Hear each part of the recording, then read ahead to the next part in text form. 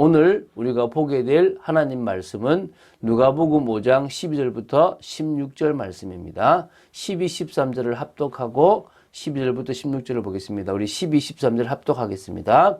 예수께서 한 동네에 계실 때에 온몸에 나병 들린 사람이 있어 예수를 보고 엎드려 구하여 이르되 주여 원하시면 나를 깨끗하게 하실 수 있나이다 하니 예수께서 손을 내밀어 그에게 대시며 이르시되 내가 원하노니 깨끗함을 받으라 하신대 나병이 곧 떠나니라. 아멘. 이제 계속 예수님은 당신이 그리스도라는 사실을 제자들뿐만 아니라 많은 사람들 또 이 성경을 읽을 사람들을 위해서 계속 역사를 일으켜 나가시고 또 중요한 메시지들을 해 나가실 것입니다. 그런 중에 이제 하나님은 당신이 택하신 자들 또 정말 믿음으로 하나님의 은혜 있기를 원하는 자들을 치유하시고 낫게 하시고 또 변화시키시고 그들에게 답을 주시기도 하십니다. 그래서 당신이 그리스도라는 사실을 보여주시죠. 오늘 보게 될 누가복음 2장 12절부터 16절은요. 온몸에 나병 들린 사람인데 그 사람을 치유하신 예수님의 사역에 대한 내용입니다. 공강복음서에는 다 나와요.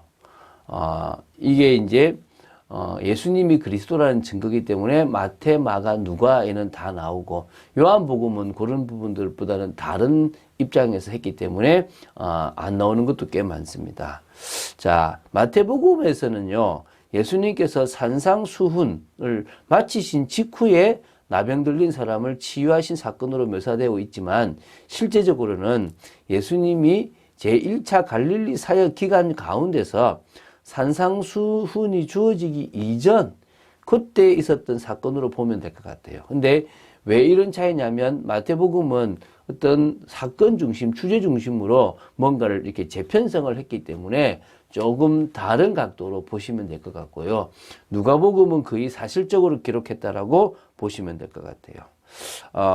한번 보면서 예수님이 그리스도로서 나병 들린 사람도 완전히 깨끗하게 치유할 수 있다는 사실을 믿고요. 우리도 이런 우리의 질병도 치유받을 수 있지만 중요한 것은 이 나병이 어떤 결단으로 또 어떤 믿음으로 나아왔는지를 좀 봐야 될 줄로 좀 믿습니다. 12절부터 14절을 먼저 보도록 하겠습니다. 자, 지금 동네에 나병 들린 사람이 있다 그러잖아요. 자, 마태복음 8장 2절에 보면 이 나병 들린 사람이 예수님께 나아왔다 그렇게 나와요. 물론 마가복음에는 그러니까 왔다라는 표현도 나오는데요. 사실 나병 들린 사람은 부정합니다. 그러면 동네 바깥에 이 성 바깥에 이제 자신들만이 사는 곳에 있고 혹시 길을 가다가 만나면 나는 부정합니다. 라고 하면서 이렇게 자신 옆에 오지 못하도록 해야 되는 거예요. 그러니까 한마디로 말하면 이 나병 들린 사람은 율법의 규정에 의해서 격리된 채 살아가고 동네 밖에 살기 때문에 동네 안으로 들어오면 돌 맞아 죽습니다. 그런데 이 사람이 뭡니까? 너무 낫고 싶은 거예요. 그런데 나를 낫게 하실 분은 누구다? 예수 그리스도다.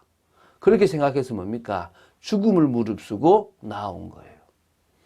많은 사람들이 교회 와서요. 병을 낫기도 하고 못 낫기도 합니다. 근데 이 사람은 병을 정말 나아도 될 만큼의 믿음이 있는 거예요. 뭐라고 얘기했냐 그러면요. 이렇게 얘기합니다. 탁 엎드려가지고 이제 구합니다. 그러니까 누가는 나아왔다는 건 그냥 다 빼버리고 엎드렸다만 나왔는데요. 주여 원하시면 나를 깨끗하게 하실 수 있나이다. 요게 올바른 기도예요. 마태복음 17장에 보면요. 예수님이 변화산에 내려왔는데 그때 이렇게 귀신 들려서 이렇게 막 발작하게 하는 사람의 아버지가 제자들이 그 아이를 못 고치니까 예수님한테 뭐냐면 하실 수 있으면 이 아이를 고쳐주십시오라고 그래요. 물론 예수님 고쳐주셨어요. 근데 그때 예수님 뭡니까? 할 수 있거든이 무슨 말이냐? 믿는 자에게는 능치 못함이 없다라고 얘기하십니다. 근데 제자들에게는 너희들이 기도밖에 없는데 기도하지 않았다라고 이야기하기도 하고요. 그러면 그거는 어떤 의미에서는 치유하는 사람도 믿음이고 치유받기를 원하는 사람도 믿음이라는 거죠. 예수님은 당연히 믿음이 있으시니까 하나님이 당신에게 능력을 주셨다라는 믿음이 있으니까 상관없는데 뭐요? 누구요? 그 사람이 뭐요?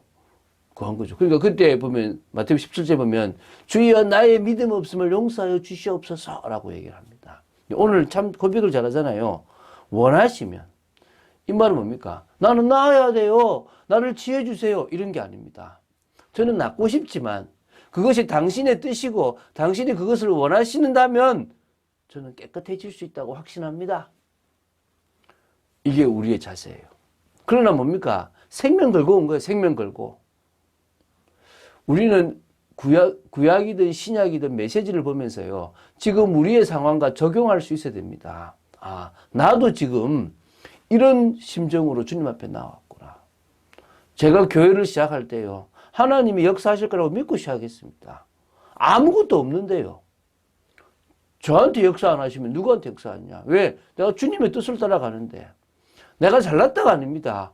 당신의 뜻을 향해서 달려간다면 당신이 내 삶을 책임질 거라고 믿었습니다. 제가 말씀 따라 인도받으려고 몸부림쳤거든요. 자, 그래서 이런 기도가 중요하다는 사실을 조금 좀 꼭 기억하시고요. 앞으로는 정말 저는 반드시 나아야 됩니다. 뭐 제발 치유해 주십시오. 이런 식의 기도보다는 당신의 뜻이 맞다면 저는 치유될 거라고 믿습니다. 라고 하십시오. 자, 또 이걸 한번 봅시다. 이 사람이 치유돼야 믿음이 생기면 당연히 치유되겠죠.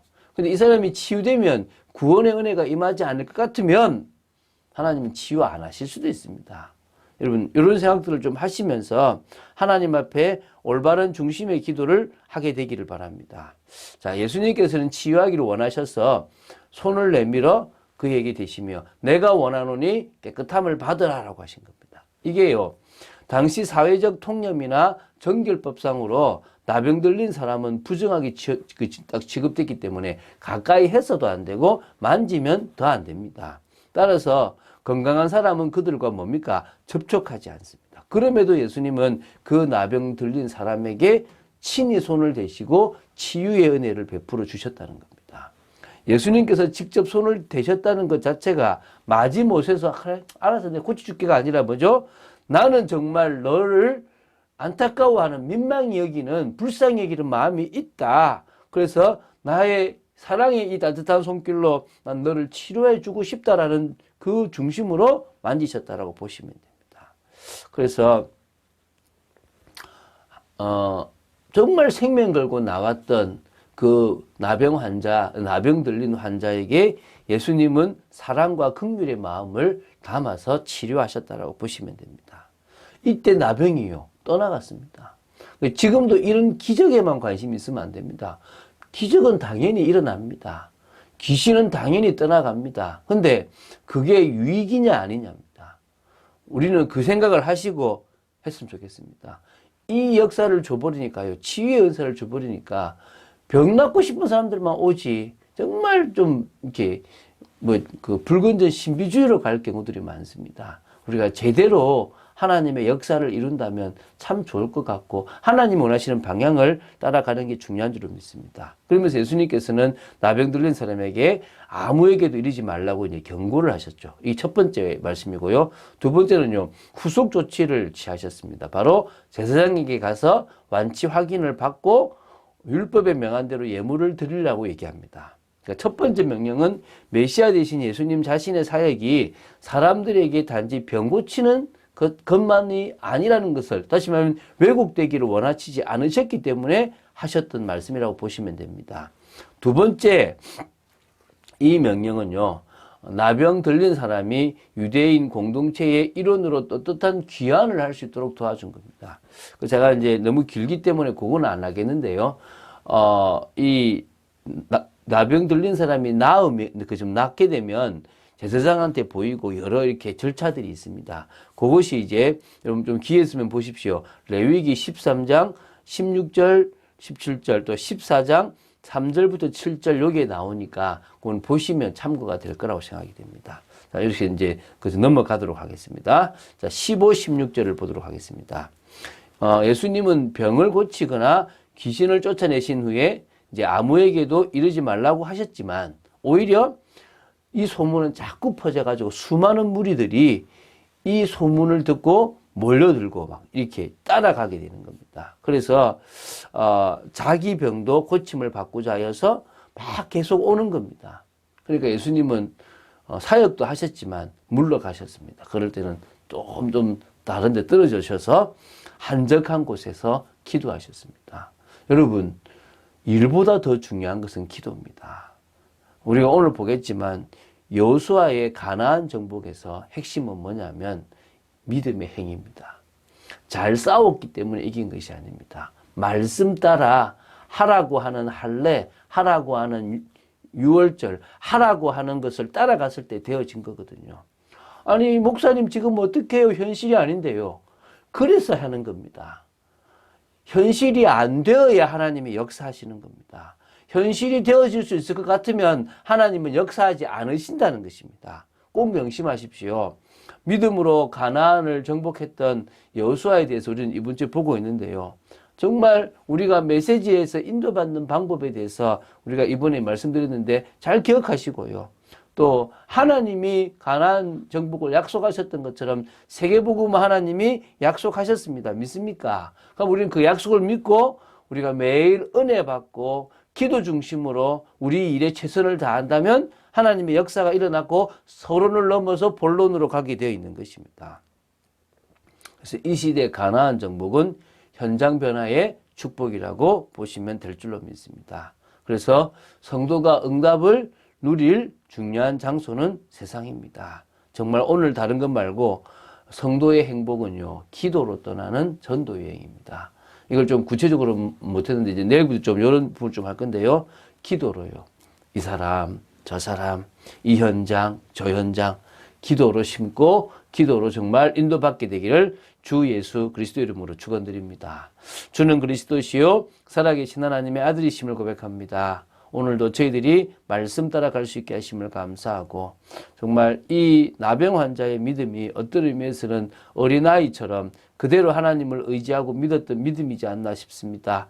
아버지 하나님, 저희들이 그 믿음으로 나아가게 하시고 끝까지 흔들림 없이 나아가게 하시고 사람을 바라보지 않도록 저희들을 지켜주실 줄로 믿습니다. 역사하여 주시옵소서, 은혜 내려 주시옵소서. 주 예수 그리스도 이름으로 기도드립니다. 아멘.